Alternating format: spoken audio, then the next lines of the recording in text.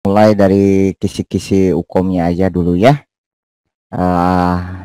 Bagaimana ngatur strategi supaya kita bisa atur sedemikian rupa sehingga dalam mengerjakan itu lebih mudah dan tahu belajar juga lebih mana yang diprioritaskan. Untuk S1 dan D3 sama-sama nurse dan D3 sama-sama aja. Tiap soalnya blueprintnya hampir semua mirip, mulai dari area kompetensi, domain kompetensi, bidang keilmuan hampir sama, hanya bedanya mungkin kalau D3 lebih di proseduralnya. Jadi di tiap soal uji kompetensi itu, di tiap soal ceritanya itu mengandung beberapa unsur. Ada 6 unsur dari tiap soal, mulai dari area kompetensi, domain kompetensi, bidang keilmuan, proses keperawatan, upaya kesehatan, dan menentukan masalah terdiri dari kebutuhan dasar. Jadi tiap soal tuh kalau si penyusun soal itu harus memenuhi 6 syarat ini untuk tinjauannya. Kemudian distribusi soalnya dari seluruh total soal uji kompetensi itu 180 soal. Yang paling banyak itu di asuhan dan manajemen keperawatan. Itu jadi 117 sampai 130 soal. Hampir 75%-nya, 65% sampai 75%. Jadi kalau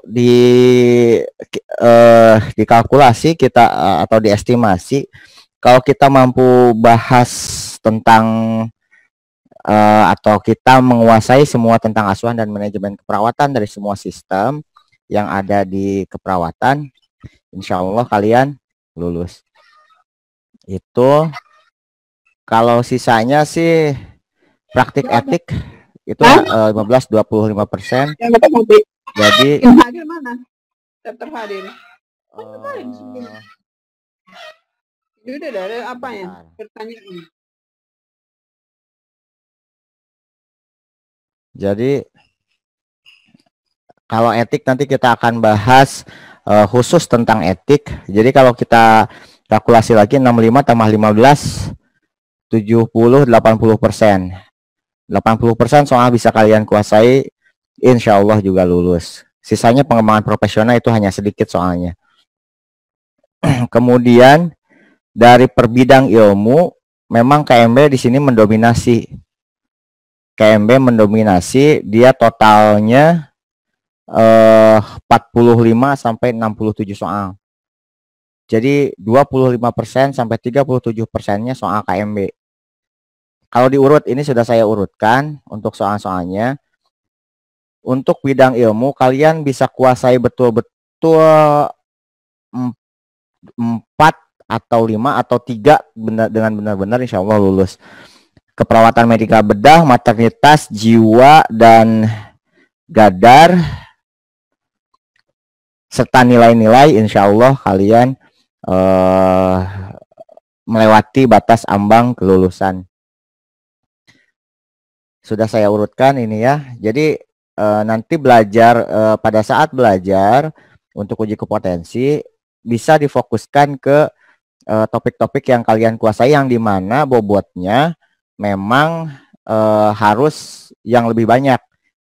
Jadi ada KMB, saya urutkan ini yang paling banyak soal KMB, maternitas, jiwa, selanjutnya keluarga. Tapi saya sarankan yang kalian kuasai KMB, karena KMB biasanya materi-materi KMB kalian sudah kuasai, nanti ketika di anak itu menyesuaikan karena banyak materinya yang sama.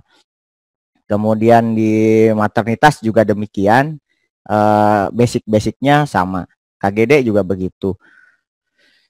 Itu mungkin sekilas tentang apa namanya, kisi-kisi. Kemudian kita lanjut ke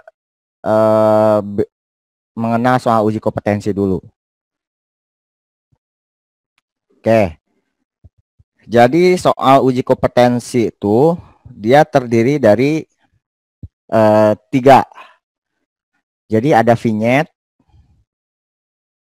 ada vignette,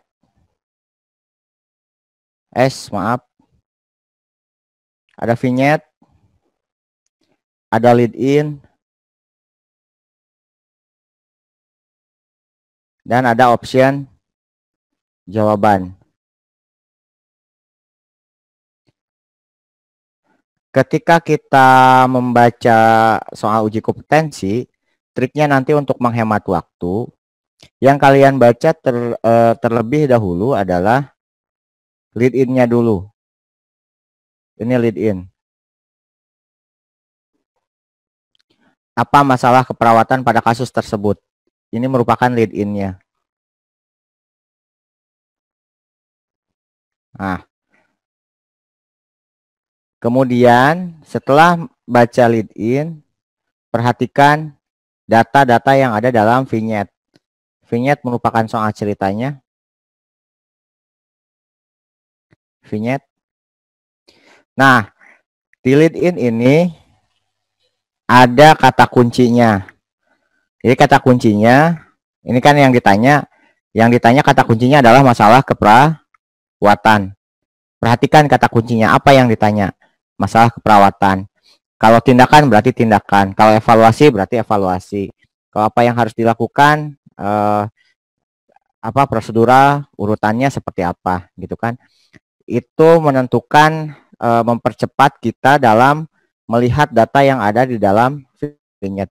Kalau di sini kan masalah keperawatan, berarti kita cari data tentang masalah keperawatan, mana yang paling banyak.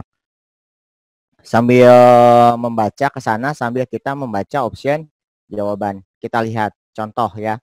Seorang perempuan usia 30 tahun dirawat di ruang interna. Berarti ini tipe soalnya soal KMB. Karena di mana dirawatnya di ruang interna. Kenapa ini saya di hiding di sini untuk di ruang interna atau di ruang KGD atau di ruang atau di rumah, karena gini sistemnya, setiap setiap bidang keilmuan dia mempunyai karakteristik cara menjawab masing-masing gitu ya. Jadi ada trik-trik tiap keilmuan untuk menjawab soalnya. Jadi kalian harus tahu dulu ini tipe soalnya tipe soal apa. Karena nanti akan berbeda ketika kalian menjawab soal KMB caranya dengan cara menjawab soal keluarga atau dengan cara menjawab soal maternitas. Itu akan ada sedikit perbedaan. Jadi tahu dulu di mana domain keilmuannya, dia soal KMB kah, maternitas kah, anak kah, KGD kah, keluarga kah, dan lainnya. Kalau ini kan tipe soal KMB. Kenapa? Lihat ruangannya, ruang interna. Itu untuk KMB. Kalau tipe soal KGD, tipe soal KGD dirawat datang ke IGD. Kalau soal keluarga, perawat melakukan kunjungan ke rumah. Komunitas sama begitu juga. Maternitas biasanya di vignette-nya di ruang PK atau pada saat melahirkan dibawa gitu kan, seperti itu. Jadi perhatikan dulu ini domain keilmuannya apa. Kemudian di vignette lihat keluhannya. Kemudian kalau untuk KMB ya, lihat keluhannya apa. Ini keluhan sesak. Ada kemungkinan ya sesak, berarti sistemnya sistem apa? Pernapasan berarti ya. Tapi jangan cepat-cepat menyimpulkan seperti itu. Kita lihat lagi data selanjutnya. Mengatakan cepat lelah, tidak bisa bangun dari tempat tidur. Batuk berlendir warna putih disertai disertai mual, nafsu makan menurun. Oke, fix. Ini mengenai sistem pernapasan. Kalau masalah keperawatan mengenai sistem pernapasan kan bisa kita golongkan nanti. Masalah keperawatan sistem pernapasan hanya bersihan jalan nafas, pola nafas tidak efektif, dan gangguan pertukaran gas. cari lagi datanya, kita hitung data sesak, kemudian batuk berlendir warna putih 2 datanya, kemudian suara nafas 25 kali per menit. Itu takip ne. Oke. Berarti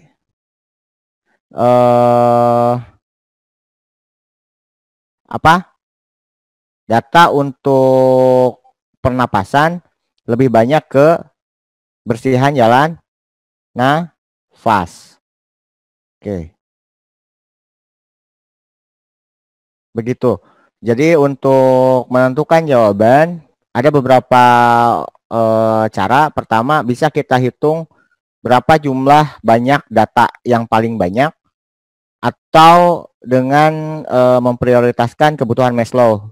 Terdiri dari oksigenasi dulu, kemudian cairan, kemudian nutrisi, kemudian selanjutnya aman, nyaman. Itu nanti akan kita bahas di sesi selanjutnya. Sekarang hanya mengenal dulu lah soal-soal. Oke. Ini kita bahas nanti di sistem pernapasan. Oke. Jadi setiap soal itu dikasih waktu hanya 1 menit ya. Jadi tadi tekniknya saya ulang. Yang baru yang baru gabung, yang kita baca adalah lead in-nya dulu. Lead in, kemudian baca vignette, hitung datanya, lihat datanya, prioritaskan datanya.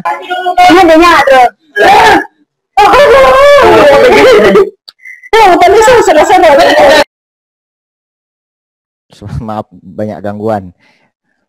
Langsung di unmute aja ya nanti kalau yang baru gabung. Oke.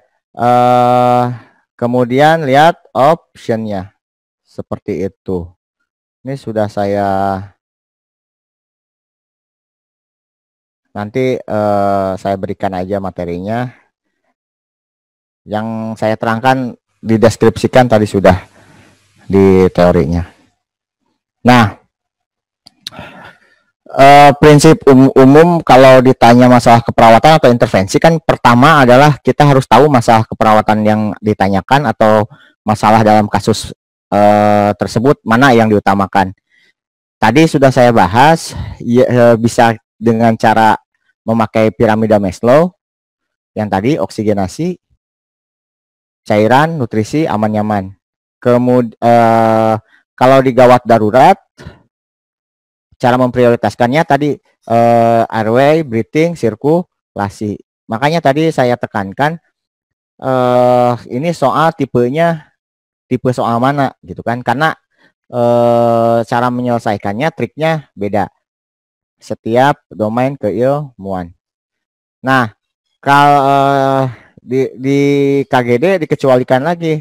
Kalau tadi kan ABC kalau masalah trauma biasa, tapi kalau kita lagi BHD jantung prioritasnya jadi CAB gitu. Kemudian triase dan lain-lain. Kan nanti kita bahas di setiap domain keilmuan. Nah, yang sekarang akan kita bahas selanjutnya, kita mulai aja ke topik tentang KMB ya. Yang pertama pernapasan dulu. Saya akan ngebahas tentang pernapasan dulu. Oke. Saya mau tes ini dulu. Satu orang mungkin bisa di unmute. Tampilan kalian sudah di bab 2 keperawatan dewasa KMB tentang gangguan sistem pernapasan enggak? Siapa ya? Septi atau siapa? Bab 3, Mas. Bab 3 ya, tentang gangguan sistem pernapasan.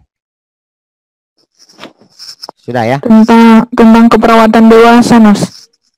Iya, Mas. Maksudnya di bawahnya tentang gangguan fungsi sistem pernapasan. Oke, sip. Terima kasih. Iya, Mas. Oke. Kita bahas topik pertama tentang sistem pernapasan KMB dulu, biar terstruktur. Jadi di KMB untuk sistem pernapasan atau seluruh KMB sih sebenarnya yang harus dikuasai, terutama tadi kan kita prioritaskan oksigenasi dulu.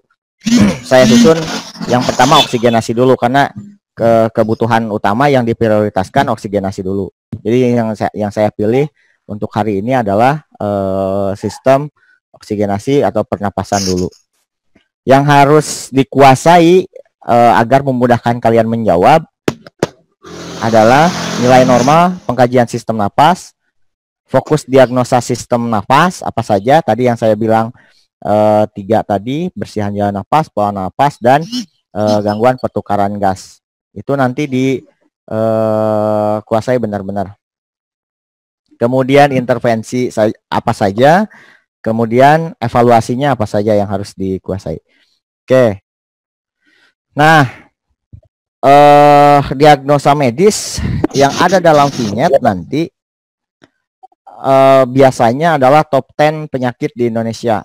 Untuk sistem pernapasan biasanya di soal UKOM yang dibahas yang banyak TB, tuberkulosis, COPD, efusi pleura, pleuritis, dan pneumonia.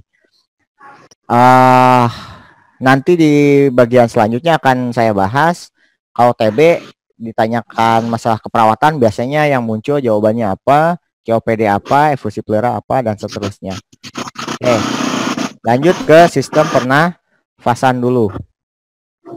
Pengkajian sistem napas dulu yang harus dikuasai, basicnya dulu. Mungkin ada yang sudah tahu, tapi di sini saya ulang aja ya, maksudnya biar menyamakan persepsi semuanya. Jadi poin pertama yang harus kita inikan adalah kita mengikuti aturan yang sudah diinikan oleh tim penyusun soalnya.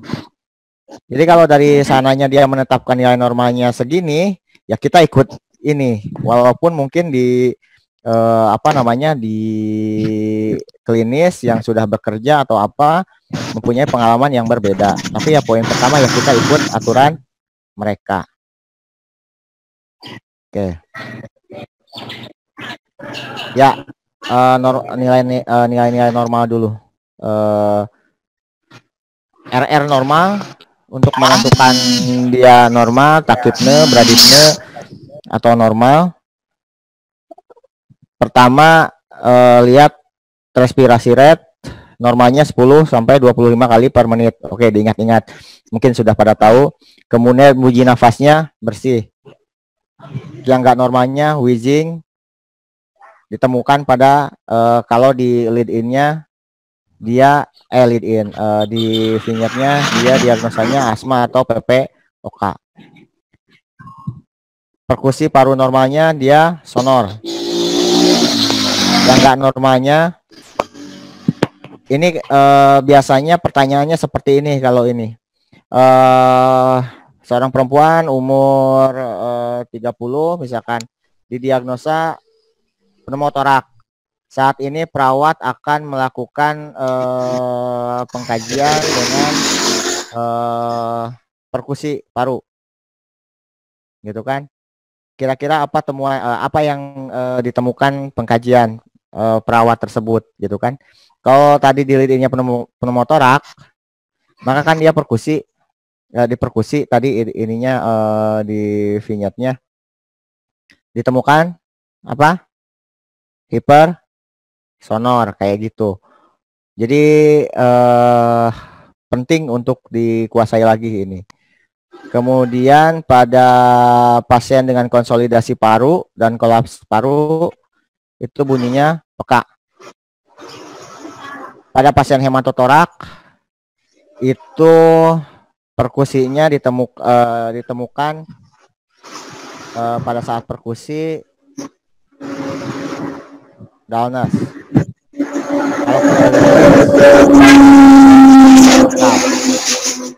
Oke. Bentuk dada simetris, oke, itu jarang ditanyakan.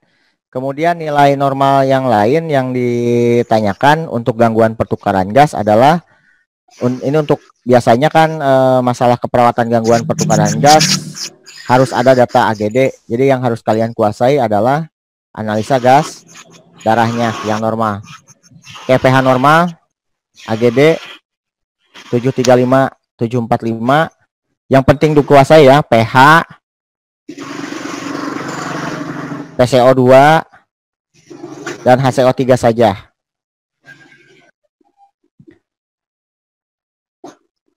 Untuk saturasi ini nanti paling untuk menentukan evaluasi dan prioritas masalahnya ya, prioritas tindakan. Tapi kalau gangguan pertukaran gas, biasanya yang diperhatikan pH, PCO2, dan HCO3. Begitu. Oke.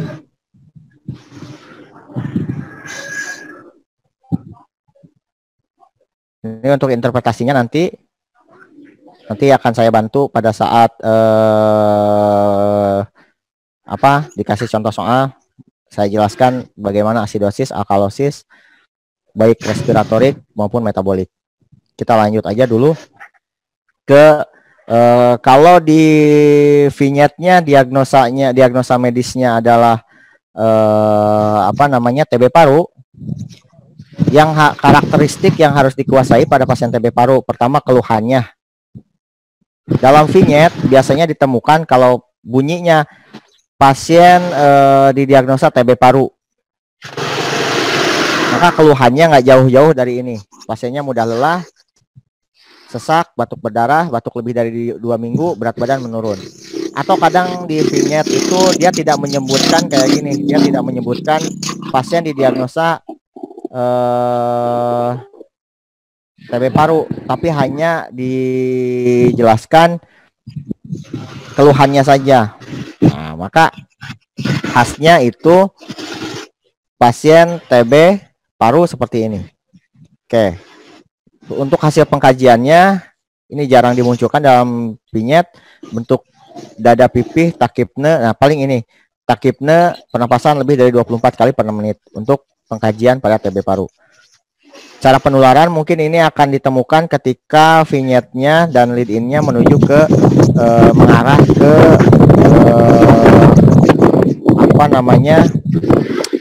edukasi terkait dengan penularan.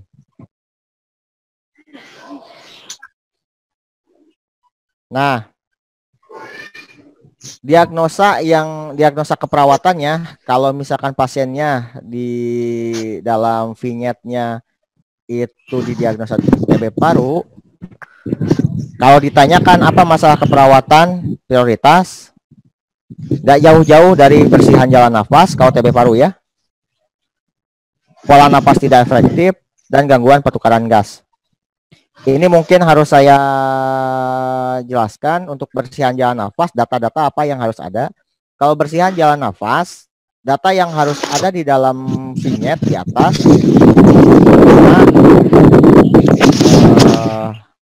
Sebentar, saya unmute dulu, ini agak mengganggu. Sebentar ya.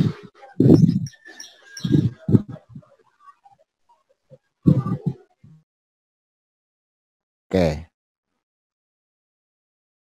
Dah, enak.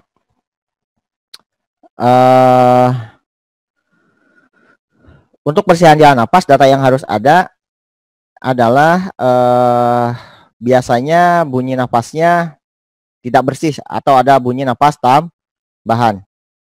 Kemudian kayak ngorok, snoring kayak gitu ya. Atau ada di dalamnya sekret gitu ya, bersihan jalan nafas ini. Kalau pola nafas, data yang harus ada adalah penggunaan otot bantu nafas. Retraksi dinding dada, kalau pada anak biasanya ada pernapasan cuping hidung. Itu untuk mengangkat pola nafas tidak efektif. Jadi harus ada di vignette-nya, harus data itu. Kalau gangguan pertukaran gas, itu harus ada data analisa gas darah.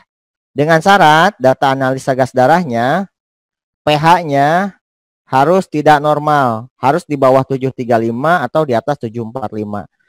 Kalau dia pada kisaran pH analisa gas darahnya 735 745, walaupun PCO2 dan HCO3-nya naik atau turun, maka kita tidak mengangkat dia masalah keperawatannya, analisa gangguan pertukaran gas karena pH-nya sudah normal begitu. Nanti kita bahas lagi dalam soalnya. Kemudian intervensi keperawatan utamanya untuk TB biasanya edukasi pencegahan. Bagaimana cara batuk, kemudian etika batuk seperti apa kayak gitu. Bagaimana pencegahannya supaya tidak menularkan. Kemudian ajarkan batuk efektif, prosedural. Ini postural drainase, clapping, vibrating, biasanya digabungkan di fisioterapi. Materinya ada di bawah. Kemudian manajemen nutrisi yang penting pada pasien TB, biasanya ditanya juga. Ingat-ingat aja manajemen nutrisinya tinggi kalori, tinggi protein. Kemudian kepatuhan minum obat juga itu diperlukan PMO nanti ya. Pengawas minum obat. Jarang sih ditanyakan untuk sampai ke obatnya. Kemudian tes dahak, nanti SPS ini jarang sih, hanya paling kalau ditanyakan yang ditanya sewaktu kapan dia yang sewaktu, kapan dia pagi, kapan dia sewaktu yang ketiga. Bahas aja lah ya sedikit. Untuk tes dahak, untuk SPS yang sewaktu pertama dia dikumpulkan dahaknya pada saat pertama kali. Kemudian yang P yang paginya adalah hari kedua. Diambil dahaknya. Hari kedua di rumah pada saat pagi hari. Kemudian S yang ketiga, pada hari kedua dia kembali ke Fasiankes untuk mengumpulkan dahak pagi. Itu aja. Kemudian pada TB tes mantok yang sering muncul juga jadi pertanyaan adalah mengenai tes mantok atau tes tuberkulin. Kadang yang muncul ini berapa mili yang diinikan, yang diberikan berapa 0,1 mili. Kemudian diberikan per apa intradermal ya atau intrakutan IC, lokasinya di mana, di volar permukaan bawah itu kadang ditanyakan. Ini nggak pernah. Kemudian yang ditanya kadang sudutnya juga untuk prosedural penyuntikan 30 derajat. Kemudian evaluasi keberhasilan kadang ditanya. Dikatakan berhasil kalau terdapat indurasi 6 sampai 10 mili untuk tes mantok. Kapan dibaca juga kadang ditanyakan.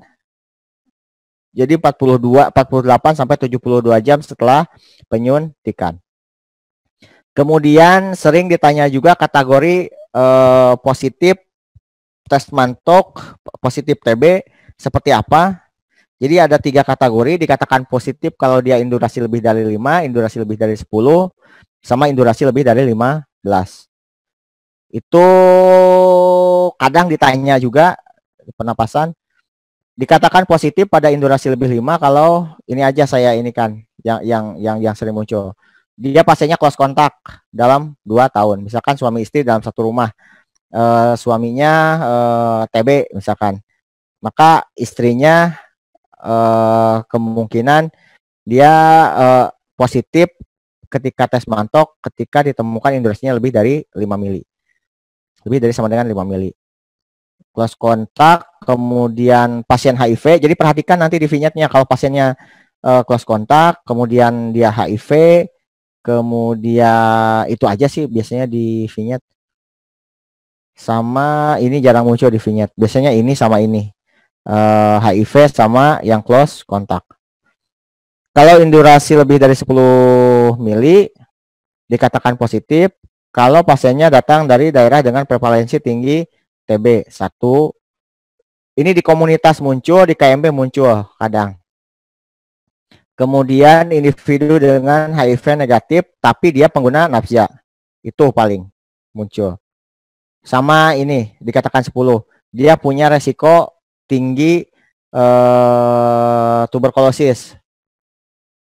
Biasanya pada penyakit DM, malabsorpsi, CRF. Jadi perhatikan dulu vignette-nya kapan dia dikatakan positif, lihat karakteristik pasiennya dulu seperti apa gitu ya. Kemudian kalau indurasi lebih dari 15 mm, kalau bukan dari salah satu kategori yang di atas 5 dan 10. Bukan resiko tinggi tertular TB, dan konversi uji tuberkulinnya lebih dari 15 mili setelah 2 tahun. Itu saja kalau untuk tes mantok. Kemudian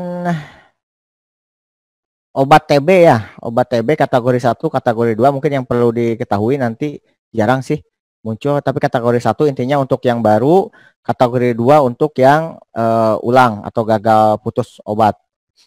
Jenis obatnya 2-HRZE, 2 bulan HRZE, 4HR. Jarang sih kalau mengenai obat, kita lewat saja. Kemudian itu untuk TB.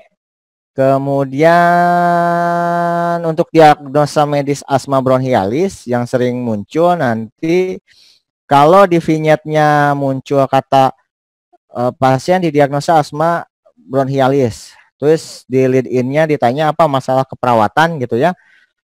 Biasanya yang muncul kalau asma bronchialis nggak jauh-jauh dari jalan napas tidak efektif atau kecemasan.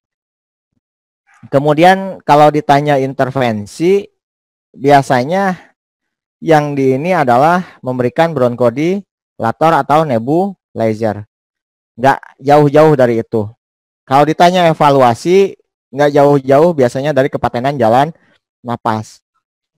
Itu paling. Kemudian ke hemopneumotorak, biasanya yang ditanya di pengkajian adalah ini nih. Di pengkajian.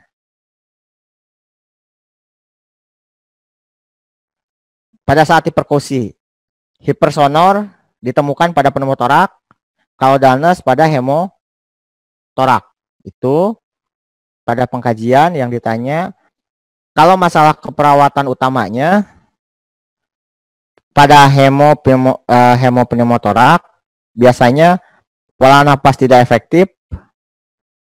Harus ada data apa pola napas tidak efektif? Datanya harus ada penggunaan otot bantu napas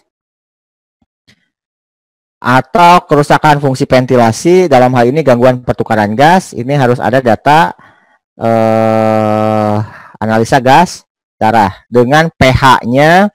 pH-nya itu harus tidak normal, kurang dari 735 atau lebih dari 745. Kemudian PPOK, COPD, biasanya yang ditanyakan ini enggak, biasanya ini di vignette-nya aja. Yang ditanya masalah keperawatan utama, PPOK, COPD, enggak jauh-jauh masalah keperawatannya dari bersihan jalan napas. Tadi datanya kalau bersihan jalan napas harus ada bunyi napasnya yang tidak bersih, ada sputum, intinya ada hambatan di jalan napas lah, ditandai dengan ada bunyi tambahan pada saat pernapasan. Bunyi bersihan jalan napas tidak efektif. Pola napas tadi sudah kita bahas, harus ada penggunaan otot bantu napas, gangguan pertukaran gas, harus ada data AGD. Kalau tindakannya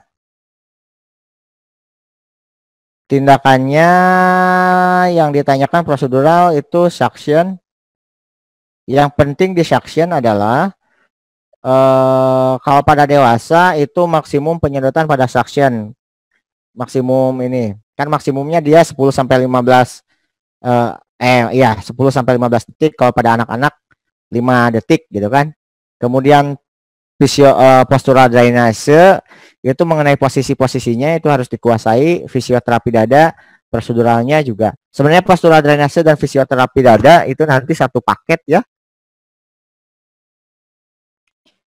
Kalau tingkat keparahan PPOK jarang sih ditanyakan, makanya kita lewat aja.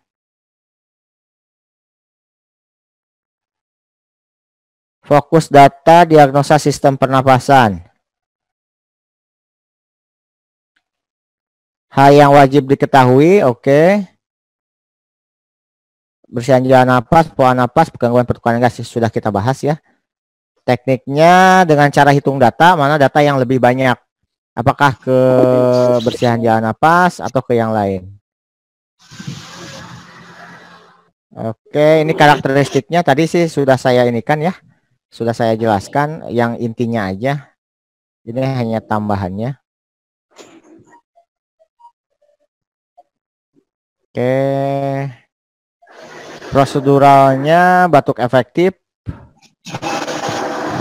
Batuk efektif, mana ya yang penting batuk efektif?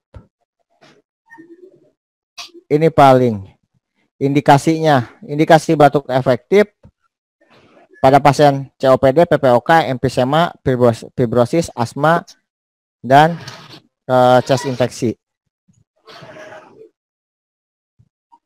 Ini. Nah, kemudian kontraindikasinya, kalau di vignette-nya ada ditemukan kontraindikasi, maka jangan dilakukan, jawabannya jangan diberikan batuk efektif.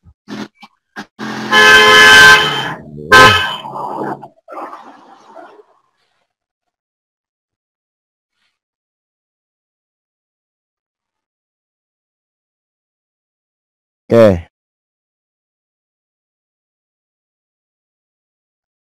Alat bahan enggak, cara mempersiapkan enggak terlalu, tekniknya paling enggak terlalu, oksigen enggak, jarang,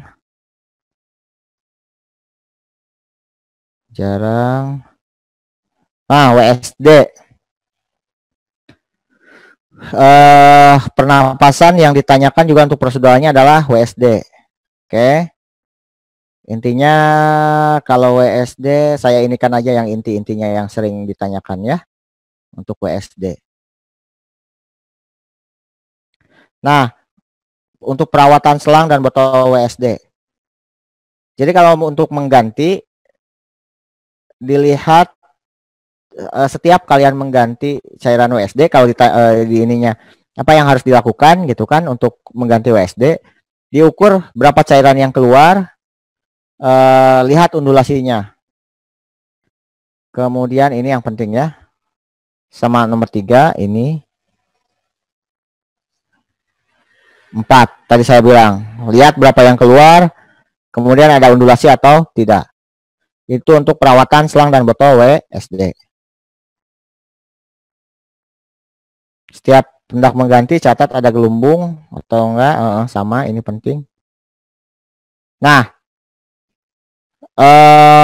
kalau yang penggantian botol harus tertutup dan mengklaim, ini biasanya terkait prosedur yang safety. Misalnya kalau botolnya pecah atau terlihat ada udara masuk atau apa, segera diklaim. Itu untuk WSD ya, poin yang sering ditanyakan itu. WSD intinya safety sih kalau untuk prosedural.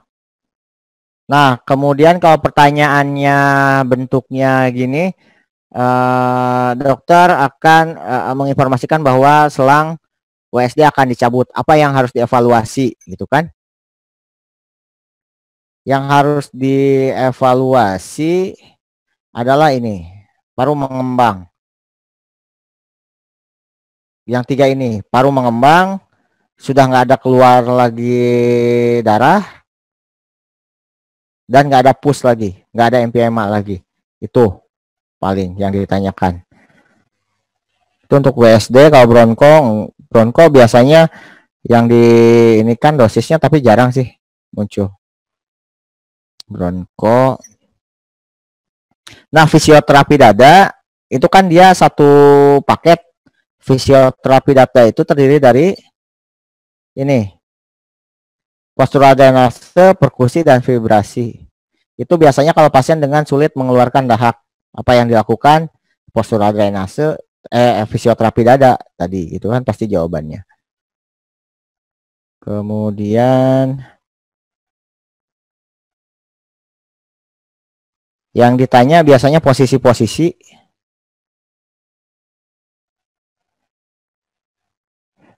Nah, posisi-posisinya kalau dia ada di lobus atas apikal, posisinya seperti apa? Nah, ini posisinya. Kalau dia di anterior segmen, gimana posisinya? Kalau dia di posterior, seperti ini posisinya. Kayak gitu ya. Kalau di middle lobe, seperti ini posisinya. Kalau dia di lower lobe, seperti ini. Nah, itu paling yang perlu di ini ya. Tapi dia hanya dalam bentuk kata-kata gitu ya. Di sana. Itu untuk postural drainase, sisanya Poor sleep breathing enggak. Suction yang paling penting di suction adalah sebentar. Nah, oh iya, sebelum pemberian suction biasanya yang penting ini. Di vignette biasanya ditanyakan saat ini perawat akan melakukan suction, apa tindakan yang harus dilakukan sebelumnya gitu kan. Jadi sebelum dilakukan suction, sebelum akan dilakukan penyedotan, berikan dulu oksigen. Lihat saturasinya, baru lakukan suction. Ini yang penting. Kemudian ini waktunya yang ditanya biasanya. Pada anak-anak kurang lebih 5 detik. Kalau pada dewasa, ini kalau soal anak ya. Kalau untuk kita KMB dewasa, biasanya kurang lebih 10-15 detik. Itu yang penting. Nah, kita coba ke soal contohnya ya, contoh. Yang kita baca apa? Lead in dulu. Yang ditanya masalah keperawatan pada pasien tersebut. Lead in-nya masalah keperawatan pada pasien tersebut. Kata kuncinya adalah masalah keperawatan. Kita perhatikan. Seorang laki-laki 60 tahun dirawat di rumah sakit. Berarti ini tipe soal KMB. Karena menderita stroke infark. Terkait sistem saraf. Kalau stroke infark berarti kan. Tapi nanti kita baca lagi. Pada pengkajian diperoleh data tingkat kesadaran. Ini ada yang coret-coret ya. Aduh, please deh. Tangannya jangan usil dulu. Oke. Tingkat kesadaran stupor. Oke. Kesadaran menurun. Oke. Tapi di sini kita ini kan tadi kita prioritaskan kan prioritasnya oksigenasi. Kemudian cairan, selanjutnya nutrisi. Ini memakai teknik dia prioritas berdasarkan kebutuhan Maslow. Di sini bunyi nafas terdengar ngorok berarti masalahnya ke pernafasan. Lemah tubuh sebelah kanan, refleks menelan menurun, terdapat paralisa pada otot wajah. Ini data untuk resiko aspirasi. Tapi karena yang kita prioritaskan adalah oksigenasi, ketika ditanya masalah keperawatan, kita prioritaskan adalah oksigenasi dulu. Kalau bunyi napas terdengar ngorok, itu data untuk apa? Bersihan jalan nafas. Begitu. Oke. Kita cari soal yang lain ya. Pak, kenapa nggak gangguan perfusi jaringan otak? Tadi kita prioritaskan oksigenasi dulu. Kalau gangguan perfusi jaringan otak ada datanya? Ada. Datanya tadi tingkat kesadaran menurun. Tapi gangguan perfusi jaringan otak harusnya di sini resiko ya. Resiko gangguan perfusi jaringan otak datanya. Dia harus ada data CT scan. Untuk ininya. Kerusakan komunikasi verbal ada datanya? Ada. Ini tadi varese. Kerusakan mobilisasi tubuh ada datanya. Gangguan mobilitas. Tapi yang kita prioritaskan tadi adalah oksigenasi dulu. Oke. Ini sudah. Kita lanjut soal lain. Baca ya dulu lead in-nya. Apa evaluasi yang diharapkan pada kasus tersebut? Kata kuncinya adalah evaluasi. Maka yang harus kita lihat adalah tindakannya. Tindakannya apa? Tindakannya nebulizer. Dia dilakukan nebulizer, yang ditanya evaluasi. Kalau dikasih nebu, untuk apa biasanya? Melancarkan bersihan jalan nafas. Tapi kita lihat datanya dulu. Keluhan sesak napas, batuk berlendir. Oke, berarti ini masalah kebersihan jalan nafas. Hasil pengkajiannya lemah, sesak, terpasang O2, batuk disertai lendir berwarna kuning. Oh, fix ini datanya lebih banyak tambah terdengar ronki pada kedua lapang paru. Datanya kalau kita hitung lebih banyak kebersihan jalan napas, makanya dia dikasih bronkodilator. Evaluasi bersihan jalan napas adalah peningkatan atau kepatenan jalan napas. Jawabannya A. Kalau tidak ada penggunaan otot napas tambahan, ini kalau masalah keperawatannya adalah pola napas tidak efektif. Di atas tidak ada data pola napas tidak efektif. Pola napas tidak efektif, kalau di vignette-nya datanya harus ada penggunaan otot bantu napas. Peningkatan asupan kalori kalau masalah keperawatan nutrisi. Nutrisi harus ada data di vignette-nya penurunan berat badan. Di atas vignette-nya nggak ada. Hasil ronsen dada normal tadi untuk WSD. Penurunan suhu tubuh, memang di sini suhunya meningkat, tapi hipertermi biasanya diprioritaskan ketika datanya tunggal. Nggak ada masalah-masalah lain di atas, nggak ada masalah pernapasan, nggak ada masalah sirkulasi, nggak ada, intinya nggak ada masalah. Masalahnya hanya hipertermi aja, hanya satu, begitu. Ya, mudah-mudahan paham lah. Nanti sesi tanya jawab saya buka. Kemudian lanjut. Apa tindakan keperawatan mandiri pada kasus tersebut? Yang ditanya adalah tindakan keperawatan mandiri. Kalau ditanya tindakan keperawatan mandiri, kita harus hindari option-option tindakan yang bersifat kolaboratif. Berarti ini sudah yang A sudah bisa kita eliminasi. Karena ini tindakan kolaborasi. Yang ditanyakan tindakan mandiri. Kemudian memberikan oksigen tindakan kolaborasi. Ya. Berarti tinggal sisa C, D, E yang mandiri. Kita lihat vignette-nya. Masalahnya apa? Laki-laki 54, bangsa interna, soal KMB, keluhan batuk produktif, bersihan jalan napas. Masalahnya 1, hasil pengkajian tampak batuk produktif. 2, bersihan jalan napas, namun dahak sulit dikeluarkan. 3, datanya sudah 3. Napas masih normal, suhu meningkat, mual. Untuk nutrisi hanya 1, sering minum air hangat, batuk produktif, namun dahak masih sulit dikeluarkan. Berarti ini masalah terkait bersihan jalan napas. Di sini di antara C, D, E mana yang intervensi mengenai bersihan jalan napas? Ini kan fisioterapi. Mudah ya, mudah lah. Oke, Insyaallah mudah. Contoh soal untuk ininya nanti saya screen yang lain sebentar ya. Sebentar. Saya buka yang lain dulu.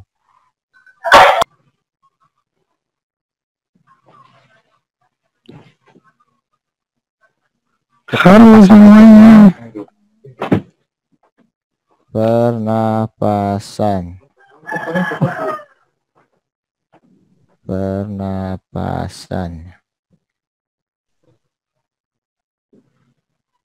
Oke. Coba lihat. Kita ini kan yang pernapasan aja dulu ya. Lihat nomor 2. Lead ini apa? Apa masalah keperawatan yang tepat? Yang ditanya masalah keperawatan. Datanya, vignette-nya perempuan usia 30 tahun di ruang internal. Soal KMB, keluhan sesak napas. Masalah tentang oksigenasi, masalah respirasi. Anamnesa, pasien mengatakan cepat lelah. Masalah intoleransi, tapi nggak terlalu ini. Tidak bisa bangun dari tempat tidur. 2, ini masalah imobilitas fisik, tapi datanya hanya 1. Ini 1. Batuk berlendir warna putih disertai mual. Batuk berlendir warna putih. Untuk pernapasan ada 2, bersihan jalan napas datanya. Mual, nafsu makan menurun. Ini data untuk nutrisi, tapi tidak ada penurunan berat badan, bukan masalah. Pada pemeriksaan fisik, suhunya normal, nadi meningkat, tekanan darah sedikit meningkat, napas sedikit meningkat, suara nafas ronti. Data yang paling banyak adalah mengenai bersihan jalan napas. Maka jawabannya adalah ketidakefektifan bersihan jalan nafas. Oh, apa nana? Kurang bisa. Oh,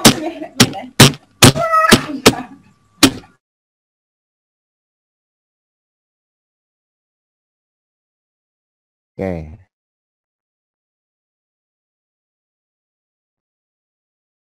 Selanjutnya kita cari yang oksigenasi aja. Oksigenasi.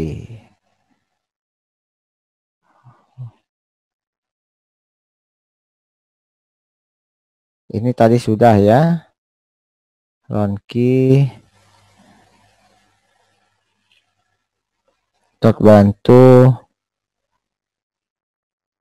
Impak miokard. Oke. Keperawatan mandiri. Oke, ini sudah. Fisioterapi tadi. Nah, 13. Laki-laki 50 lead in-nya apa? Tindakan keperawatan yang tepat. Yang ditanya tindakan keperawatan. Kita harus tahu masalahnya apa. Laki-laki 52 tahun di perawatan interna, berarti soal KMB, penurunan kesadaran. Ke saraf nih. Berarti sistem saraf. Hasil pengkajian tampak pasien sesak. 1, masalah oksigenasi, terdengar terdengar suara ronki. 2, untuk pernapasan lapang paru kiri kanan. Oke, observasi tanda vital, tekanan darah. Oke, masih kategori normal. Nadi normal, napas meningkat. Lebih banyak ke pernapasan, tapi masalahnya di pernapasannya adalah ada suara ya, suara ronki, berarti bersihan jalan napas. Masalahnya dia bersihan jalan napas, tapi pasiennya penurunan kesadaran. Fisioterapi dada, postural drainase pada pasien yang sadar. Latihan napas dalam pada pasien sadar. Minum air hangat, pasiennya sadar. Batuk efektif, pasien sadar. Ini karena penurunan kesadaran, pasien yang nggak sadar berarti harus dilakukan suction. Oke, gitu ya. Jadi sistematis jawab soalnya. Evaluasi kolostomi cairan. Nah, 17. Kita oksigenasi dulu. Pertanyaannya, apa kriteria hasil yang diharapkan pada kasus tersebut? Yang ditanya adalah mengenai kriteria hasil atau evaluasi. Berarti data yang harus kita cari di ini adalah tindakan yang dilakukan. Kita lihat vignette-nya.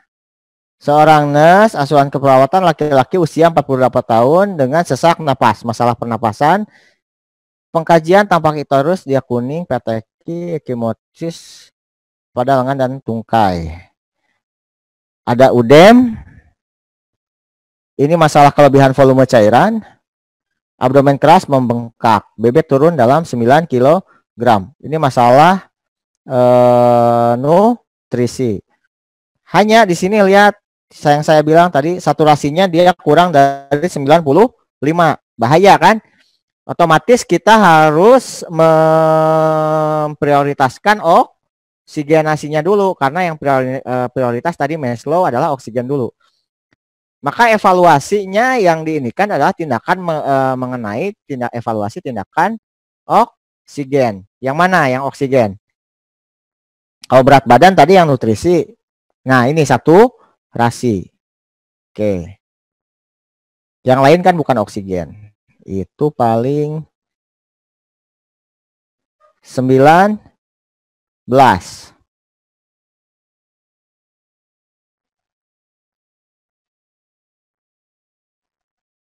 Apa hasil pengkajian jika dilakukan teknik palpasi pada kasus tersebut? Yang ditanya adalah palpasi. Kalau palpasi berarti pilihan jawabannya hanya terkait palpasi. Berarti DE bisa kita eliminasi.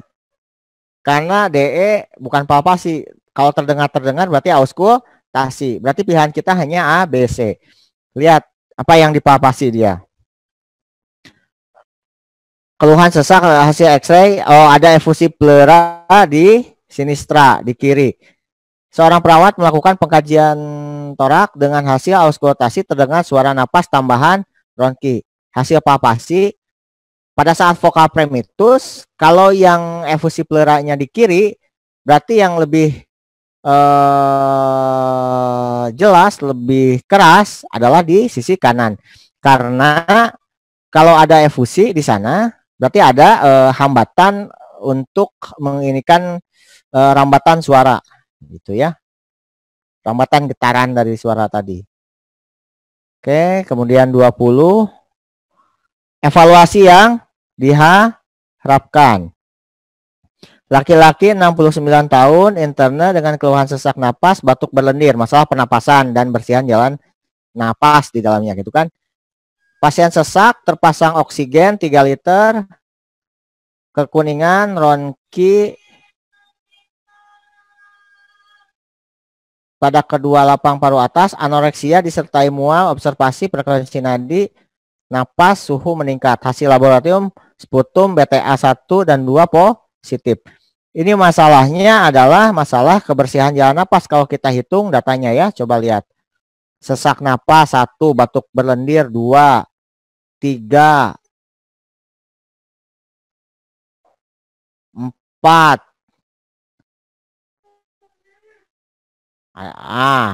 Banyak 4, 5 tuh.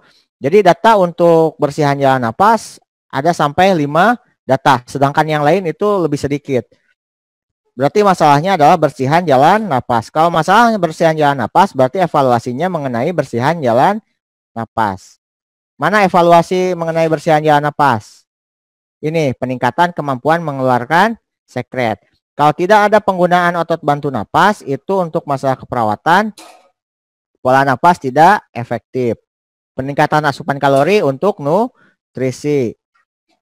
Suhu tubuh untuk hipertermi. Cuman datanya hanya 1 kan di sini. Hasil ronsen dada normal. Ini si pembuat soal kebingungan lagi bikin option jawaban. Hasil ronsen dada normal itu bisa, tapi biasanya untuk WSD ya. Apa masalah keperawatan utama? Enggak ya, kondisi enggak.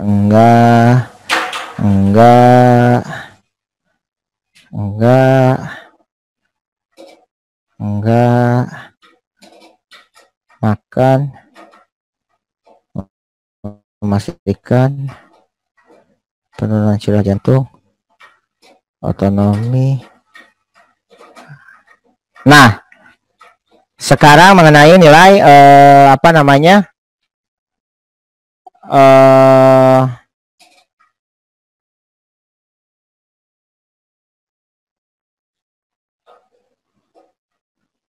mengenai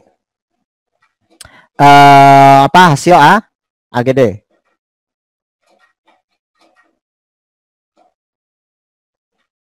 Yuk, kita perhatikan. Pertanyaannya, apakah hasil interpretasi AGD pada kasus di atas?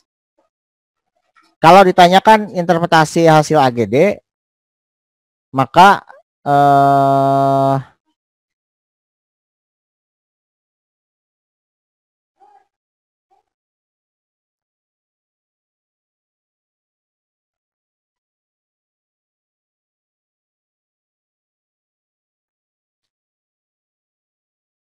tes.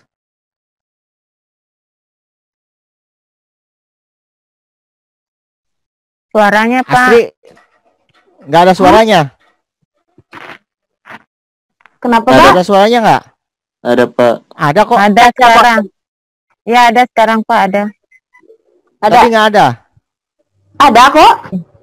Di aku ada sekarang, Pak. Tadi? Ada. Oh ya udah. Ada. Ada Pak. Lanjut ya. Tadi yang nggak ada suaranya soal nomor berapa? Maaf. Yang ada Pak 39. Udah.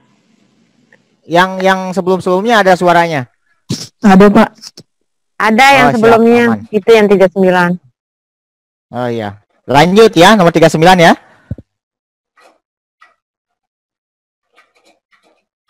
Oke, lanjut. Oke.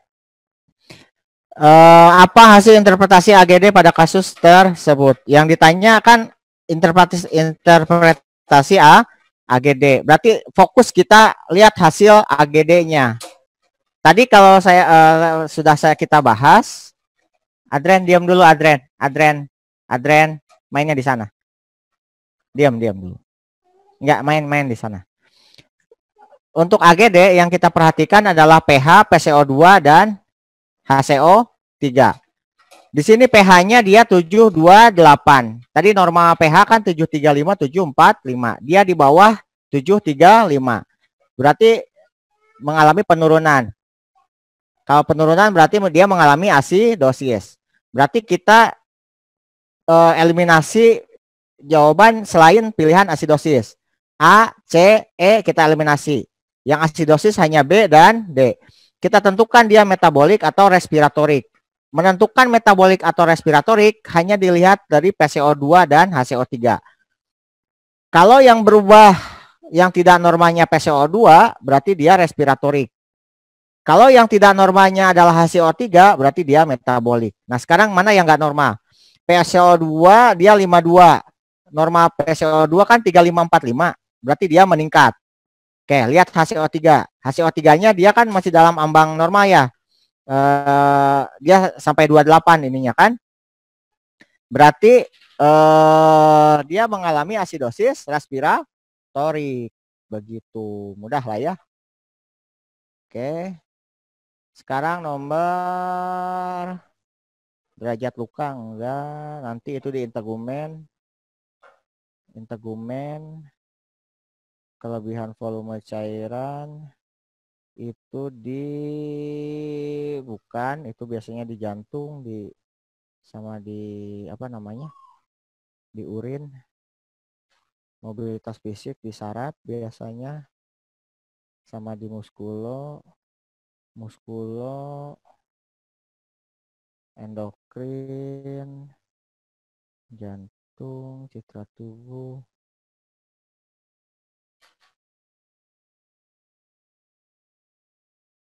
Oke, GI, jantung,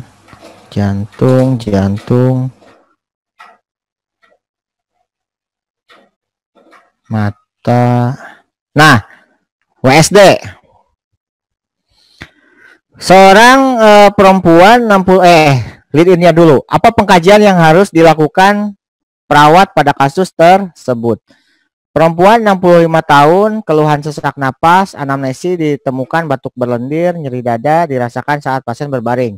Pada pengkajian rongki kasar, ini kayak bersihan jalan napas ya.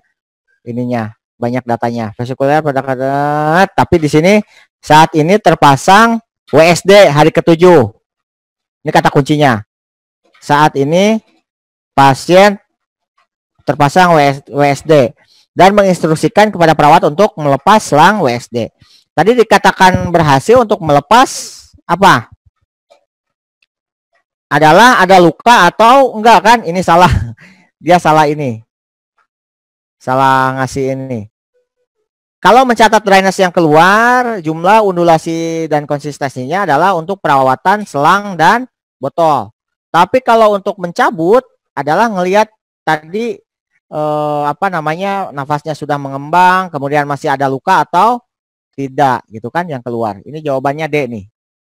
Kalau mencatat cairan dryness yang keluar, jumlah undulasi dan konsistensi itu untuk perawatan, bukan untuk melepas.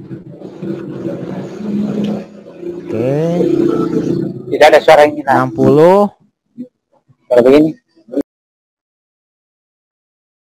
60. Begini.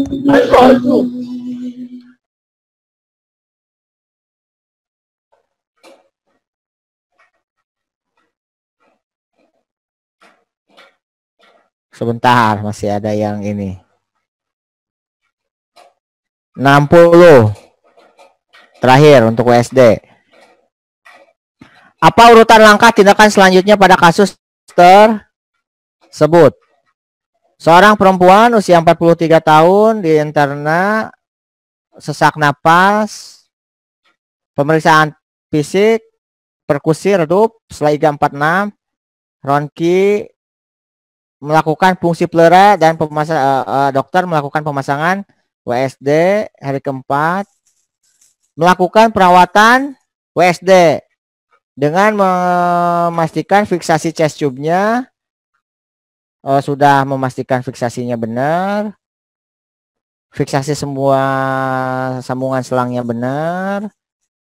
Urutan selanjutnya, ya benar, cek level dari seal chamber dan suction control chamber. Baru selanjutnya adalah perhatikan catat cairan drainase yang keluar dan jumlah serta konsistensinya.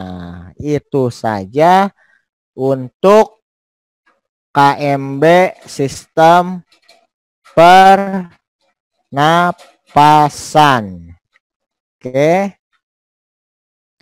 Sampai saat ini istirahatlah dulu kita. Silahkan ada yang mau bertanya, silahkan. Saya ini kan. Ada yang mau ditanyakan? Silahkan.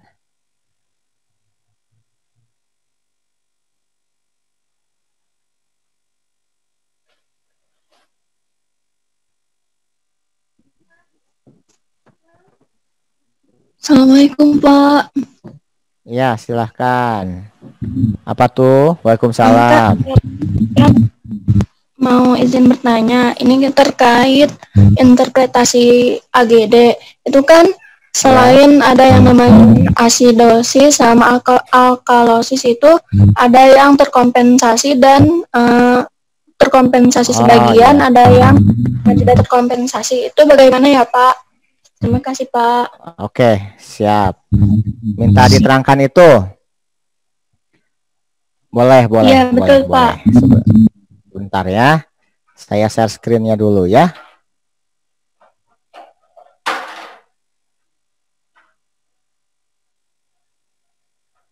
Sebentar. KMB pernapasan. Tadi data normal di atas. Biar lebih mudah.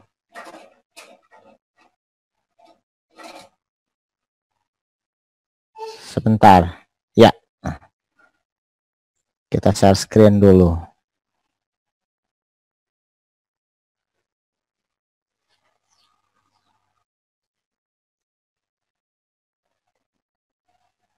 Oke. Coba. Tadi kan ada yang menanyakan mengenai asidosis respiratorik, metabolik, atau alkalosis respiratorik metabolik yang terkompensasi atau enggak gitu kan. Sama sih, yang kita lihat adalah pH, PCO2 dan HCO3. Coba perhatikan. Ini sudah sih saya buat tabel ininya. Intinya kita biar mudah deh. Ya, kita bedakan asidosis dulu sama alkalosis. Kalau dia disebut asidosis kalau pH-nya di bawah 7,35. Kalau disebut alkalosis dia pH-nya di atas 7,45. Itu dulu. Itu untuk menentukan dia asidosis respiratorik atau menentukan dia asidosis atau alkalosis. Sekarang kita menentukan dia respiratorik atau metabolik. Kalau respiratorik yang kita lihat adalah PCO2-nya. Kalau PCO2-nya meningkat atau menurun berarti dia respiratorik. PCO2-nya meningkat atau menurun tapi HCO3-nya tetap berarti dia respiratorik. Baik asidosis atau alkalosis. Tapi kalau PCO2-nya tetap tapi HCO3-nya yang berubah berarti dia metabolik.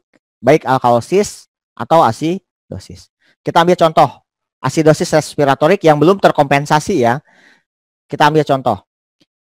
Asidosis respiratorik kan pH-nya asidosis dulu. Asidosis kan pH-nya di bawah 735 asidosis. Respiratorik kalau terdapat perubahan tekanan CO2-nya meningkat. HCO3-nya tetap normal kan, sama. Biar mudah memahami gini deh. Saya terangkan basicnya. Jadi sumber asam itu adalah CO2. Ketika CO2 meningkat di dalam tubuh, dalam darah, maka tubuh akan semakin asam. Ketika semakin asam, maka pH-nya akan semakin menurun, gitu aja. Ya, jadi CO2 sumber asam, kalau HCO3 adalah buffernya. Buffer itu yang menangkat asamnya, yang menyeimbangkan asam. Ketika yang menyeimbangkan asamnya turun, maka asam akan meningkat. Ketika asam meningkat, maka dia akan pH-nya akan semakin turun. Itu ya singkatnya. Nah, kalau yang terkompensasi atau tidak seperti ini. Contoh asidosis respiratorik yang dia terkompensasi tapi sebagian. Kalau yang dia terkompensasi tapi sebagian, pH-nya dia masih tetap rendah karena dia masih ada asam. Karena PCO2-nya, tingkat CO2-nya dia masih di atas 45. Tapi tubuh dia mengkompensasi dengan peningkatan HCO3-nya. Jadi kalau yang terkompensasi sebagian, dia diikuti peningkatan HCO2 respiratorik. Tapi pH-nya dia tetap turun. Base excess-nya dia lebih dari 2. Itu harus ada ditambah data base excess-nya lebih dari positif 2.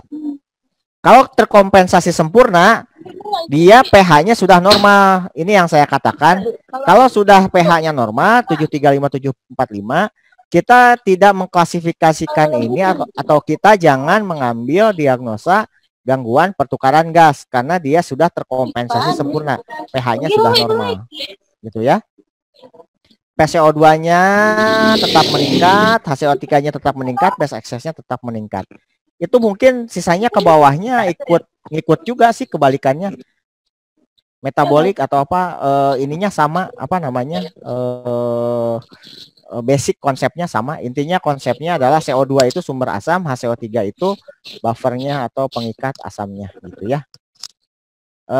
Siapa tadi yang bertanya? Saya lupa, mohon maaf. Sudah jelas? Ya Pak. Insya Allah jelas Pak. Alhamdulillah. Ya, ada yang ditanyakan lagi?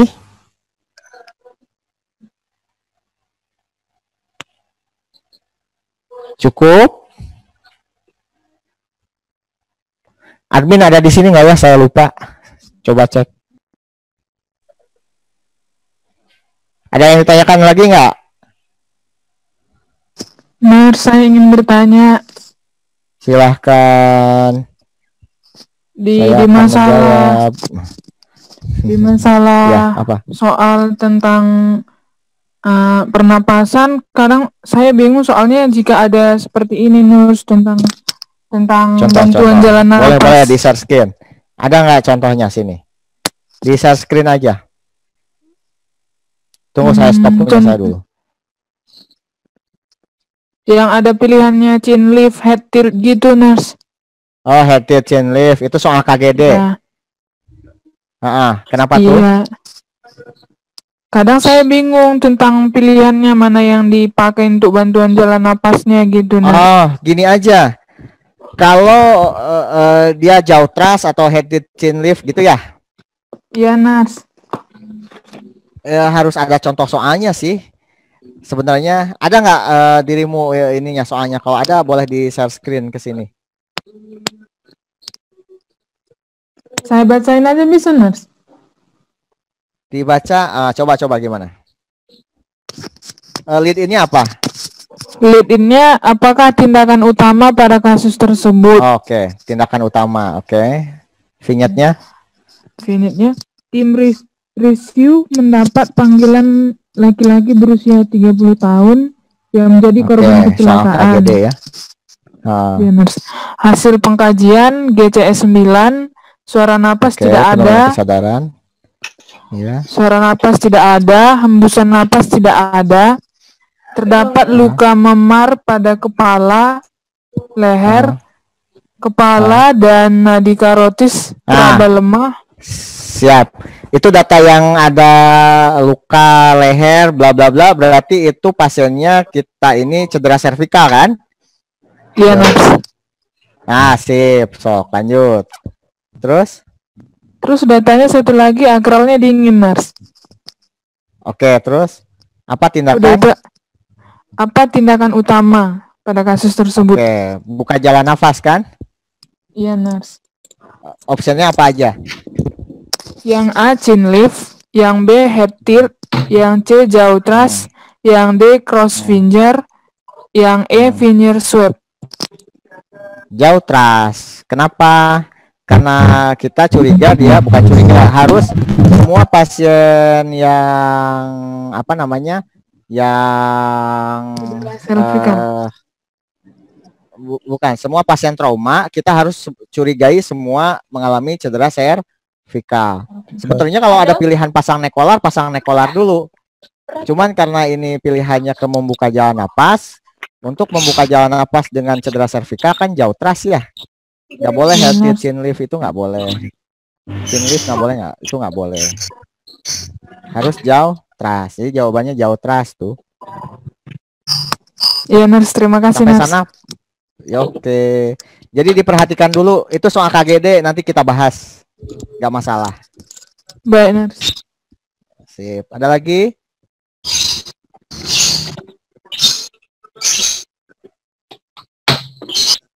Cukup? Oh ya, siap. Makasih admin. Halo semua. Nars Reni Ariana Ginting.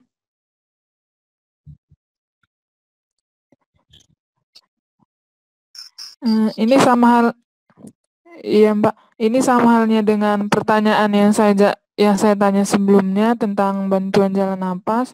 Yang di sini kasusnya, pertanyaannya apakah tindakan yang tepat pada kasus tersebut? Seorang laki-laki berusia 45 tahun diantar ke UGD karena kecelakaan. Hasil pengkajian GCS 8, jejas di kepala area frontal, Racon Ace, Betelsign, Rinorhi, dan Ortorhi. Tekanan darah 100/90, frekuensi nadi 108 kali per menit, frekuensi napas 28 kali per menit, dan nafasnya cepat dan dalam. Di sini ada pilihannya: A. Memasang collar neck, B. Memeriksa frekuensi nadi, C. Memasang pulse oximetry, D. Memberikan terapi oksigen, E. Melakukan head tilt chin lift. Sudah, Nars.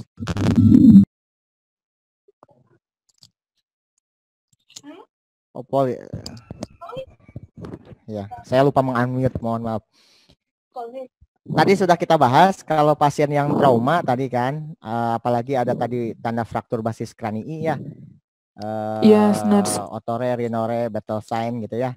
Maka kita curigai adalah cedera cervical, Nars.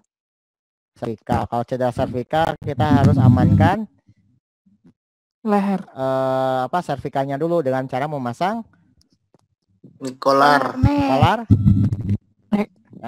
Kolar neck. Tadi kan sudah dibahas. Jadi jawaban yang paling tepat adalah memasang Nars. Memasang kolar neck.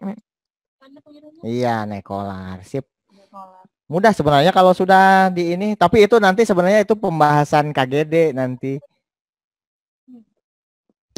Baik, Nars. Terima kita kasih, bahas Nars. di nggak apa-apa sih, nggak apa-apa. Yuk sama-sama. Yuk, ada masalah lagi dengan sistem pernapasan dulu, khusus sistem napas KMB.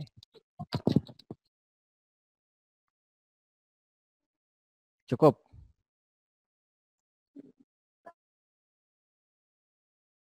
Ya, boleh. Ya, itu mungkin dari saya untuk sementara. Tadinya mau saya lanjut lagi ke yang selanjutnya, Bu. Sistem selanjutnya hanya mungkin waktu nggak akan cukup.